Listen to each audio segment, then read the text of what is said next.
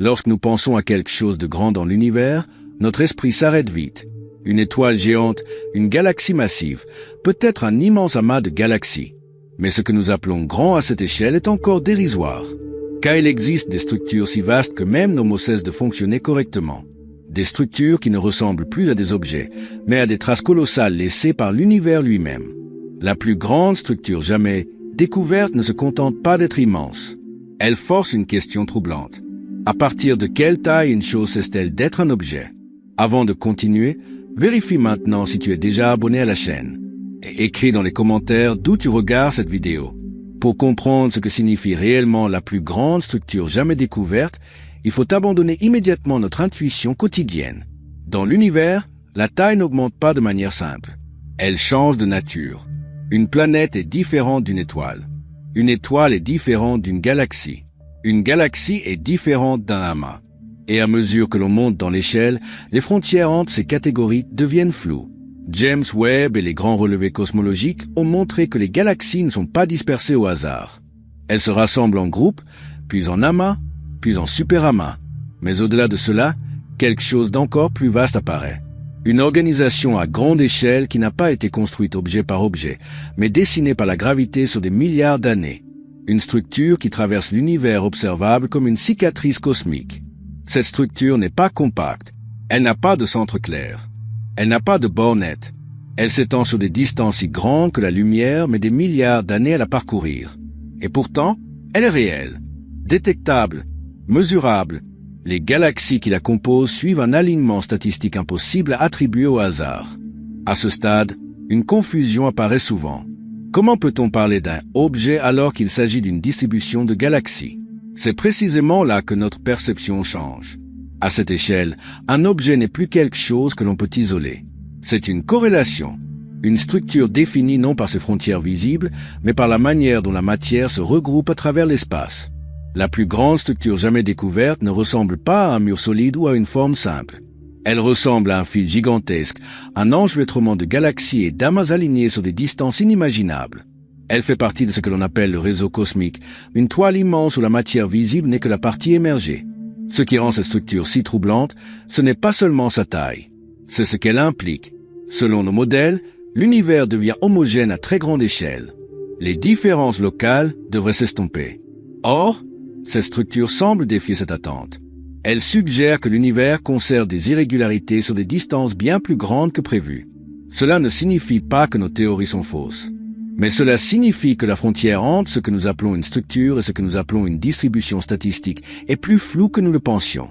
À cette échelle, l'univers ne se contente pas d'exister. Il laisse des motifs. Et c'est là que la notion de plus grande structure devient véritablement dérangeante. Ce n'est pas simplement une question de record. C'est une question de définition. Si quelque chose s'étend sur une portion significative de l'univers observable, peut-on encore le considérer comme un objet unique? Ou sommes-nous en train d'observer les limites même de la manière dont l'univers organise la matière? Dans ce premier regard, une chose devient claire. Plus nous élargissons notre vision, plus la réalité devient abstraite. La taille cesse d'être une mesure intuitive. Elle devient une expérience mentale. Et cette expérience nous entraîne bien au-delà des galaxies, vers une échelle où l'univers commence à perdre ses contours familiers. C'est à partir de cette perte de repères que commence réellement notre voyage vers la plus grande structure jamais découverte dans l'univers. Pour aller plus loin, il faut comprendre pourquoi définir la notion de plus grande structure est beaucoup plus complexe qu'il n'y paraît. Dans notre esprit, un objet est quelque chose de délimité, avec un début et une fin claire. Une planète, une étoile, même une galaxie possède des frontières relativement bien définies. Mais à mesure que l'on s'éloigne à des échelles de plus en plus vastes, cette idée se désagrège progressivement. Dans l'univers, les galaxies ne flottent pas isolées dans le vide. Elles s'attirent, se regroupent, s'organisent sous l'effet de la gravité. D'abord en petits groupes, puis en amas contenant parfois des milliers de galaxies. Ces amas eux-mêmes se relient entre eux par des filaments gigantesques, formant des superamas. Jusqu'ici, notre intuition tient encore. Nous pouvons imaginer des ensembles de plus en plus grands. Mais James Webb et les grands relevés cosmologiques ont montré que cette hiérarchie ne s'arrête pas là. Au-delà des superamas, il existe des alignements colossaux de galaxies et d'amas, reliés par des structures ténues mais cohérentes. Des formations si vastes qu'elles traversent une part significative de l'univers observable.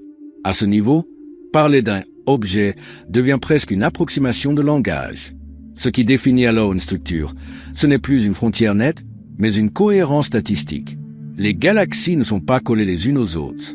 Elles sont séparées par des millions d'années-lumière de vide apparent. Pourtant, leur répartition n'est pas aléatoire. Elles suivent des motifs, des directions privilégiées, comme si l'univers avait été légèrement froissé à très grande échelle.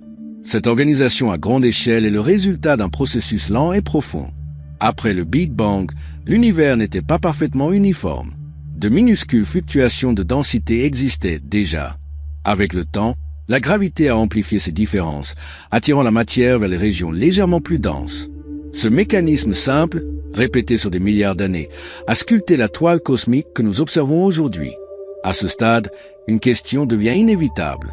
À partir de quelle taille cesse-t-on de parler d'une structure réelle pour entrer dans le domaine du hasard statistique? Cette question n'est pas philosophique. Elle est au cœur de la cosmologie moderne. Car si des structures existent à des échelles toujours plus grandes, cela remet en cause l'idée que l'univers devient homogène au-delà d'une certaine distance. La plus grande structure jamais découverte se situe précisément à cette frontière. Elle est suffisamment vaste pour défier notre intuition, mais suffisamment cohérente pour être détectée de manière répétée par différents relevés indépendants. Ce n'est pas une illusion visuelle. Ce n'est pas un artefact d'observation. C'est une organisation réelle de la matière à une échelle presque inconcevable. Pour comprendre comment une structure d'une telle ampleur peut exister, il faut remonter encore plus loin, bien avant la formation des premières galaxies. À cette époque, l'univers était presque parfaitement uniforme. Presque, mais pas totalement. Et c'est dans cette imperfection infime que se trouve l'origine des plus grandes structures que nous observons aujourd'hui. Juste après le Big Bang, la matière n'était pas répartie de façon homogène. Il existait de très légères variations de densité, si faibles qu'elles semblent insignifiantes à l'échelle humaine. Pourtant, sous l'effet de la gravité, ces minuscules différences ont été amplifiées au fil du temps. Les régions légèrement plus denses ont attiré davantage de matière, devenant progressivement plus massives, tandis que les zones moins denses se vidaient. Ce processus est lent, mais implacable. Sur des milliards d'années, il transforme un univers presque uniforme en un réseau complexe de filaments, de nœuds et de vastes vides. Les galaxies se forment là où la matière s'est accumulée, suivant ces filaments invisibles. Les amas apparaissent aux intersections, comme des carrefours cosmiques. Et à mesure que l'on observe à des échelles toujours plus grandes, ces motifs deviennent de plus en plus évidents. La plus grande structure jamais découverte n'est donc pas apparue soudainement. Elle est le résultat d'un enchaînement continu de ces processus gravitationnels, opérant depuis les tout premiers instants de l'univers. Ce qui la rend si étonnante, c'est qu'elle conserve une cohérence sur des distances où, en théorie, ces motifs auraient dû se dissiper. Selon les modèles cosmologiques classiques, l'univers devrait devenir homogène au-delà d'une certaine échelle. Les structures locales devraient se fondre dans une distribution globalement uniforme. Or, cette immense structure semble repousser cette limite. Elle suggère que l'influence des fluctuations initiales s'étend plus loin que prévu, ou que notre compréhension de la transition vers l'homogénéité est encore incomplète. Cette découverte oblige les cosmologistes à examiner attentivement leurs hypothèses. Non pas pour les rejeter, mais pour les affiner. La présence d'une structure aussi vaste ne contredit pas nécessairement les lois connues. Elle indique plutôt que l'univers est capable de conserver des motifs à des échelles extrêmes, sans pour autant devenir chaotique. Il est important de souligner que cette structure n'est pas un objet au sens classique. Elle n'a pas été formée par un événement unique. Elle n'est pas maintenue par une force centrale. Elle émerge naturellement de l'évolution globale de l'univers. En ce sens, elle ressemble davantage à une empreinte qu'à une construction. Cette idée modifie profondément notre perception de la grandeur cosmique. La taille ne se résume plus à une distance mesurable. Elle devient l'expression d'une histoire longue où des processus simples, répétés inlassablement, produisent des résultats d'une complexité vertigineuse. Lorsque nous parlons de la plus grande structure jamais découverte, nous parlons donc d'un témoignage du passé profond de l'univers. Un témoignage inscrit dans la distribution même des galaxies. Un rappel que l'univers conserve la mémoire de ses débuts, non pas sous forme d'images nettes, mais sous forme de motifs à grande échelle. À mesure que l'on prend conscience de cette origine, une nouvelle question s'impose. Si des structures peuvent émerger et persister à de telles échelles, alors jusqu'où cette organisation peut-elle s'étendre? Et surtout, à partir de quel point notre notion même de structure cesse-t-elle d'avoir un sens physique clair? C'est cette interrogation, né des premiers instants de l'univers et projeté à l'échelle la plus vaste imaginable, qui continue de guider notre exploration vers les limites ultimes du cosmos. Pour saisir pleinement ce que représente une structure aussi vaste, il faut maintenant changer encore une fois de point de vue. Jusqu'ici, nous avons parlé de formation, d'origine et de cohérence. Mais à cette échelle extrême, un autre problème apparaît, celui de la mesure. Comment peut-on réellement mesurer quelque chose qui s'étend sur une portion significative de l'univers observable? À petite échelle, mesurer est simple. On définit une frontière, on calcule une distance, on compare. Mais pour la plus grande structure jamais découverte, aucune frontière nette n'existe. Les galaxies qui la composent ne forment pas une ligne continue. Elles sont espacées, parfois très éloignées les unes des autres. Et pourtant, statistiquement, elles appartiennent à un même ensemble. Les astronomes n'ont donc pas mesuré ces structures comme on mesurerait un objet solide. Ils ont utilisé des cartes tridimensionnelles de la distribution des galaxies, construites à partir de vastes relevés du ciel. En analysant ces cartes, ils ont identifié des alignements improbables, des régions où les galaxies semblaient suivre une même direction sur des distances gigantesques. Ce qui rend cette méthode si délicate, c'est qu'elle repose sur des probabilités. À ces échelles, le hasard joue toujours un rôle. La question n'est pas de savoir si un alignement existe, mais s'il est suffisamment improbable pour ne pas être dû au hasard. Et dans le cas de la plus grande structure connue, les résultats dépassent largement ce que l'on attendrait d'une distribution aléatoire. Cela signifie que cette structure n'est pas une illusion créée par notre regard. Elle apparaît dans différentes observations, réalisées avec des instruments distincts, à des époques différentes. Elle persiste lorsque l'on change de méthode d'analyse. Autrement dit, elle résiste à la tentative de l'effacer par le doute statistique. Mais cette résistance pose un problème conceptuel. Plus une structure est grande, plus il devient difficile de dire où elle commence et où elle finit. À partir de quel point cesse-t-elle d'exister? À partir de quel point ne s'agit-il plus que d'une coïncidence? À cette échelle, la frontière entre structure et tendance devient floue. James Webb et les grands relevés cosmologiques n'apportent pas une réponse simple à cette question. Ils montrent au contraire que la réalité cosmique est continue. Il n'y a pas de coupure nette entre l'ordre et le désordre. Il existe une gradation, une transition progressive où les motifs s'estompent lentement. Cette observation change notre manière de penser la taille. La plus grande structure jamais découverte n'est pas grande comme une montagne est grande. Elle est grande comme un motif est grand. Elle est définie par une cohérence globale, pas par une limite précise. Cela signifie aussi que notre langage atteint ses limites. Nous parlons d'objets, de structures, de dimensions, mais ces mots étaient conçus pour un monde beaucoup plus simple. À l'échelle cosmique maximale, ils deviennent des approximations, des outils imparfaits pour décrire une réalité fluide. En comprenant cela, notre perception de l'univers évolue une fois de plus. Nous cessons de chercher des formes nettes et définitives. Nous acceptons que l'univers s'organise de manière statistique, progressive, sans jamais se laisser enfermer dans des catégories rigides. Et c'est précisément ce qui rend la plus grande structure jamais découverte si fascinante. Elle ne nous offre pas une image claire et rassurante. Elle nous confronte à une réalité où la grandeur ne se mesure pas seulement en distance, mais en complexité conceptuelle. À partir de là, une nouvelle question émerge naturellement.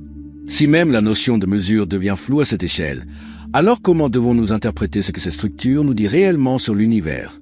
Non pas comme un objet isolé, mais comme une expression profonde de la manière dont le cosmos se déploie à ses plus grandes dimensions.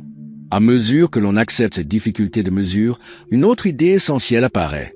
À l'échelle de la plus grande structure jamais découverte, ce que nous observons n'est plus dominé par la matière visible. Les galaxies, aussi nombreuses soient-elles, ne sont que des marqueurs lumineux. Ce qui façonne réellement ces structures gigantesques, c'est quelque chose que nous ne voyons pas directement. La gravité à cette échelle n'est pas portée principalement par les étoiles ou par les galaxies elles-mêmes. Elle est portée par une composante invisible, omniprésente, qui agit comme une armature silencieuse. Les galaxies se contentent de suivre cette architecture cachée, comme des lumières accrochées à un échafaudage cosmique que nous ne pouvons pas voir. La plus grande structure jamais découverte révèle précisément cette réalité. Son existence suggère que l'univers possède une organisation profonde qui dépasse largement ce que la lumière nous montre. Les filaments géants ne sont pas de simples alignements fortuits. Ils correspondent à des régions où la matière invisible est légèrement plus dense, attirant la matière ordinaire au fil du temps. Cette idée transforme encore notre perception de la taille. L'immensité de cette structure ne vient pas seulement de son étendue spatiale. Elle vient du fait qu'elle repose sur une composante de l'univers qui représente l'essentiel de sa masse. Ce que nous appelons la plus grande structure est en réalité la partie visible d'un ensemble bien plus vaste et bien plus massif. Cela signifie que lorsque nous parlons de records cosmiques, nous parlons presque toujours de ce qui est indirectement observable. La structure réelle, complète, est encore plus grande que ce que nous pouvons cartographier. Les galaxies que nous voyons ne font que dessiner les contours d'une réalité beaucoup plus profonde. À cette échelle, la gravité ne se manifeste plus comme une force locale, mais comme une influence collective, agissant sur des milliards d'années-lumière. Les mouvements des galaxies, leur regroupement, leurs alignements ne peuvent être compris qu'en considérant cette influence globale. La plus grande structure jamais découverte est donc aussi un témoignage de la portée réelle de la gravité. Ce constat modifie notre intuition sur la puissance des lois physiques. Une simple interaction, répétée inlassablement depuis les débuts de l'univers, suffit à produire des structures qui dépassent tout ce que notre esprit peut facilement concevoir.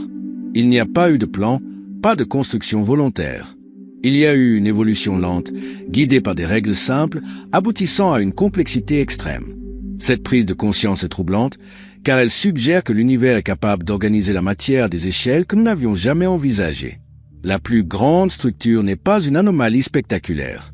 Elle est peut-être une conséquence naturelle du fonctionnement profond du cosmos, révélée seulement maintenant grâce à la précision croissante de nos observations. À partir de là, une question encore plus vertigineuse se pose. Si une structure de cette taille peut exister et être stable sur des milliards d'années, alors où se situe la véritable limite de l'organisation cosmique? Existe-t-il une échelle ultime au-delà de laquelle toute structure disparaît? Ou bien l'univers conserve-t-il des motifs, même aux dimensions les plus extrêmes? C'est cette interrogation qui nous entraîne naturellement vers l'étape suivante du voyage. Car comprendre la plus grande structure jamais découverte, ce n'est pas seulement comprendre ce que nous voyons. C'est tenter de saisir jusqu'où l'univers peut aller dans sa capacité à créer de l'ordre à partir d'un commencement presque parfaitement uniforme. Lorsque l'on pousse cette réflexion encore plus loin, une limite fondamentale apparaît. Non pas une limite d'observation, ni une limite technologique, mais une limite inscrite dans la nature même de l'univers. À partir d'une certaine échelle, la notion de structure commence à perdre son sens physique. Et la plus grande structure jamais découverte se situe précisément au voisinage de cette frontière. Les modèles cosmologiques reposent sur une idée clé. À très grande échelle, l'univers devient homogène. Cela signifie que, si l'on zoome suffisamment loin, les différences locales s'effacent et la distribution de la matière devient statistiquement uniforme. Cette hypothèse n'est pas philosophique. Elle est nécessaire pour que les équations décrivant l'expansion de l'univers fonctionnent correctement. Or, lorsqu'une structure s'étend sur une portion immense de l'univers observable, une tension apparaît. Si elle est trop grande, elle semble contredire cette homogénéité attendue. Si elle est plus petite, elle peut encore s'y intégrer. La plus grande structure jamais découverte oblige donc les cosmologistes à examiner avec précision où se situe réellement cette transition. Ce point est crucial. Il ne s'agit pas de savoir si l'univers est homogène ou non, mais à partir de quelle échelle il le devient. La découverte de structures gigantesques ne détruit pas le modèle cosmologique. Elle permet d'en tester les limites, de vérifier jusqu'où les motifs peuvent exister avant de se dissoudre dans une distribution uniforme. Ce que les observations suggèrent, c'est que l'univers tolère des structures plus vastes que ce que nous avions intuitivement imaginé, tout en restant globalement cohérent. Autrement dit, l'homogénéité n'est pas une règle stricte à toutes les échelles. C'est une tendance qui émerge progressivement. Cette nuance est essentielle pour comprendre pourquoi la plus grande structure jamais découverte n'est pas une anomalie isolée. Elle est une manifestation extrême d'un processus continu. À petite échelle, les galaxies forment des groupes. À plus grande échelle, ces groupes forment des filaments. Et à des échelles encore plus vastes, ces filaments peuvent s'aligner sur des distances stupéfiantes, sans pour autant rompre l'équilibre global de l'univers. À ce niveau, notre langage atteint une limite. Nous parlons encore de structure, mais ce que nous décrivons ressemble de plus en plus à des tendances statistiques étendues. La plus grande structure n'est pas une construction rigide.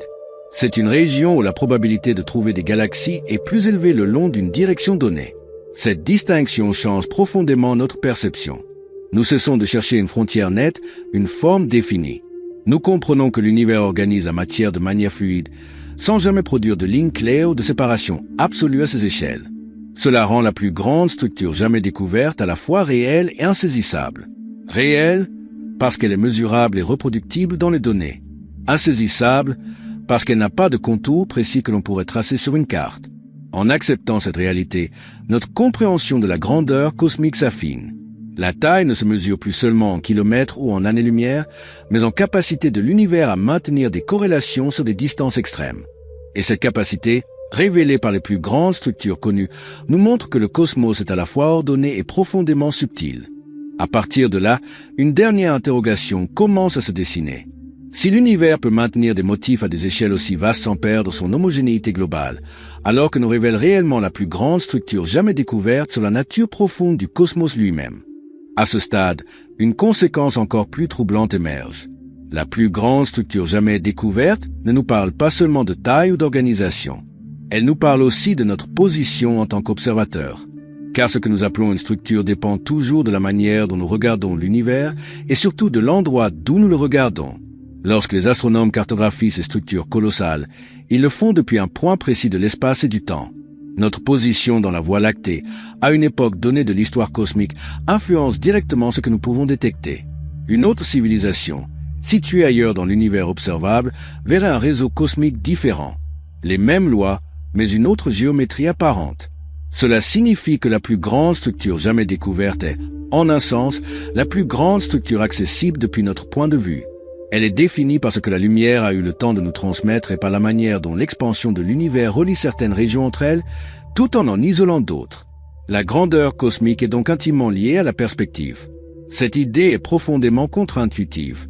Nous avons tendance à imaginer que les structures de l'univers existent indépendamment de toute observation. Et bien sûr, elles existent. Mais leur identification en tant que structure dépend de la manière dont nous relions les données.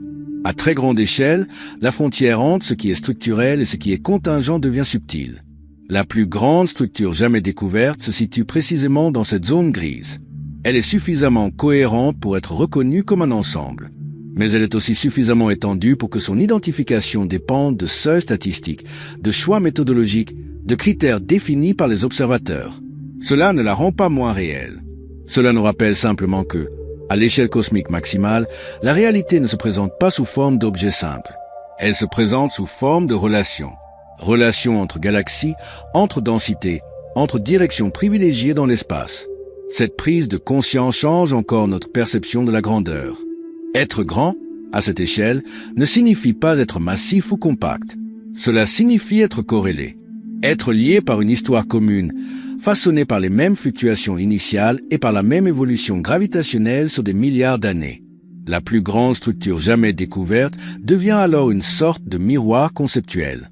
Elle nous montre que l'univers n'est pas seulement fait de choses, mais de motifs, et que ces motifs peuvent s'étendre sur des distances qui défient toute intuition humaine, sans jamais devenir des objets au sens classique. En réalisant cela, notre manière de penser l'univers s'affine. Nous cessons de chercher des records absolus, des limites définitives. Nous commençons à voir le cosmos comme un système continu, où les échelles se fondent les unes dans les autres et où la notion même de structure évolue avec la distance. Et c'est précisément cette évolution du concept qui rend la plus grande structure jamais découverte si importante. Elle ne marque pas un point final dans notre compréhension. Elle marque une transition. Une frontière intellectuelle où nos catégories habituelles cessent de suffire et où une vision plus subtile de la réalité cosmique devient nécessaire. À partir de là, il ne s'agit plus seulement de mesurer ce qui est grand. Il s'agit de comprendre ce que signifie réellement être grand dans un univers en expansion, vu depuis une perspective toujours limitée, mais néanmoins capable de révéler des motifs d'une ampleur vertigineuse. À mesure que cette compréhension s'installe, une autre question, plus profonde encore, commence à se former.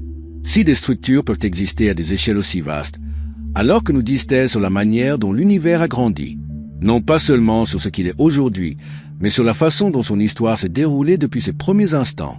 La plus grande structure jamais découverte n'est pas simplement une curiosité cosmique.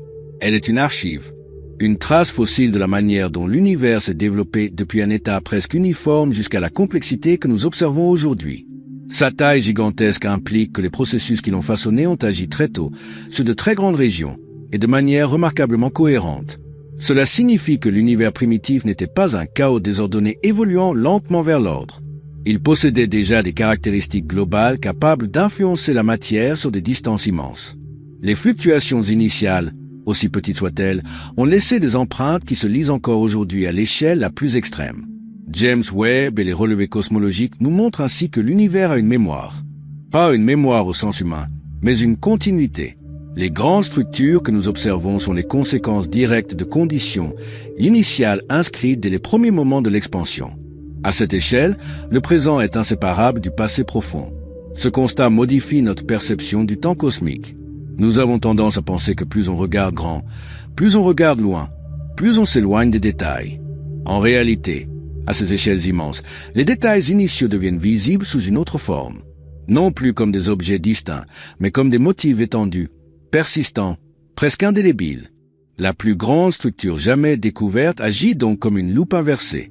Elle ne grossit pas un détail local. Elle amplifie l'histoire globale. Elle nous montre que les premiers instants de l'univers ont laissé des signatures capables de traverser des milliards d'années-lumière sans se dissoudre complètement. Cette idée est profondément déstabilisante. Elle suggère que l'univers est plus rigide, plus cohérent à grande échelle que ce que notre intuition nous laissait croire. Même en expansion constante, même soumis à des processus chaotiques locaux, il conserve une forme d'ordre à des dimensions extrêmes. Mais cet ordre n'est pas visible au premier regard. Il n'apparaît que lorsque l'on adopte une vision suffisamment large, suffisamment patiente. La plus grande structure n'est pas une forme évidente dans le ciel. Elle émerge de la superposition de millions d'observations, reliées entre elles par une compréhension théorique profonde. Cela renforce une idée essentielle. Comprendre l'univers à cette échelle n'est pas une question de regard direct. C'est une question de reconstruction. Nous ne voyons pas la structure comme nous voyons une galaxie. Nous la déduisons. Nous la révélons en connectant les points, en laissant apparaître les motifs cachés dans le bruit apparent. Ainsi, la plus grande structure jamais découverte nous enseigne quelque chose de fondamental sur la science elle-même. À mesure que les échelles augmentent, la connaissance devient moins intuitive, mais pas moins réelle. Elle exige de nouvelles manières de penser, de nouveaux outils conceptuels et une acceptation des limites de notre perception directe. À ce point du voyage, une chose devient claire. La grandeur cosmique n'est pas seulement une question de taille. C'est une question de profondeur historique.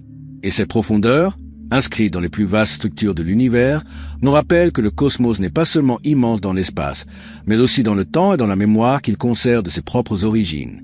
À ce stade, une dernière dimension de la plus grande structure jamais découverte commence à apparaître, et elle est peut-être la plus troublante de toutes. Cette structure ne remet pas seulement en question notre idée de taille ou d'organisation. Elle remet en question notre intuition sur ce que signifie appartenir à l'univers. Lorsque nous observons ces alignements gigantesques de galaxies, nous avons tendance à les voir comme des objets lointains, presque abstraits. Pourtant, ils font partie du même univers que nous. Ils sont soumis aux mêmes lois physiques, nés du même Big Bang, évoluant dans le même espace-temps.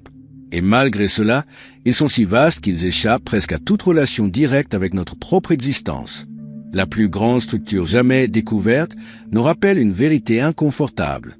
À grande échelle, l'univers ne se soucie pas des échelles humaines. Il ne privilégie ni la proximité, ni la lisibilité, ni la simplicité. Les structures qu'il produit peuvent être si vastes que toute tentative de les relier à notre expérience quotidienne devient vaine. Cela change profondément notre perception de notre place dans le cosmos. Nous ne vivons pas dans un univers organisé autour d'objets bien définis et hiérarchisés de manière intuitive. Nous vivons dans un univers où l'ordre existe, mais sous une forme qui dépasse largement notre manière instinctive de penser. La plus grande structure jamais découverte n'a aucune signification locale pour nous. Elle n'influence pas directement notre galaxie. Elle ne joue aucun rôle dans notre vie quotidienne. Et pourtant, elle est essentielle pour comprendre le cadre global dans lequel tout cela existe. Elle définit le décor ultime de la réalité cosmique. Ce contraste est saisissant. D'un côté, notre existence se déroule à une échelle minuscule, fragile, presque insignifiante. De l'autre, l'univers déploie des structures d'une ampleur telle qu'elle défie toute tentative de représentation mentale complète. Et pourtant, ces deux réalités coexistent dans un même continuum. James Webb et les grandes cartographies cosmiques nous obligent ainsi à accepter une idée difficile. L'univers n'est pas construit pour être compris intuitivement. Il est compréhensible, mais au prix d'un effort conceptuel immense. Et plus l'échelle augmente, plus cet effort devient abstrait. La plus grande structure jamais découverte agit alors comme une frontière psychologique.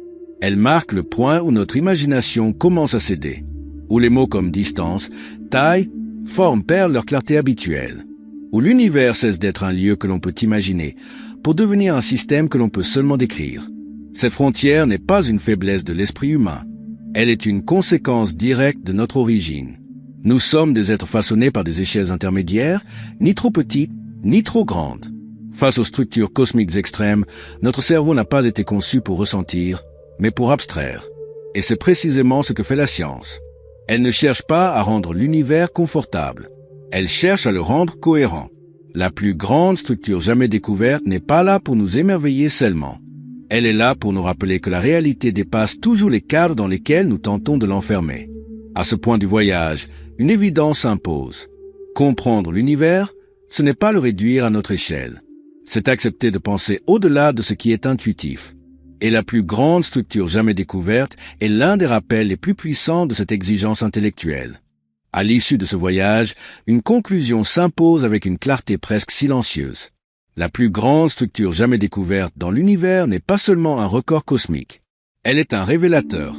Elle nous montre jusqu'où l'univers peut aller dans sa capacité à organiser la matière, à conserver des motifs et à défier les catégories que nous utilisons pour le comprendre. À cette échelle extrême, la notion même d'objet devient secondaire. Ce que nous observons n'est pas une chose isolée, mais l'expression d'un processus cosmique profond. Une trace laissée par l'histoire de l'univers, étirée sur des distances si vastes qu'elle dépasse toute intuition humaine. La grandeur n'est plus une question de masse ou de taille, mais de cohérence à travers l'immensité. Cette structure nous apprend aussi quelque chose de fondamental sur la nature de la réalité. L'univers n'est pas construit autour de frontières nettes et rassurantes. Il est fluide, continu, statistique. À mesure que l'on élargit l'échelle, les contours s'estompent, les catégories se dissolvent, et ce qui reste, ce sont des relations, des corrélations, des motifs inscrits dans le tissu même de l'espace. En comprenant cela, notre perception change une dernière fois.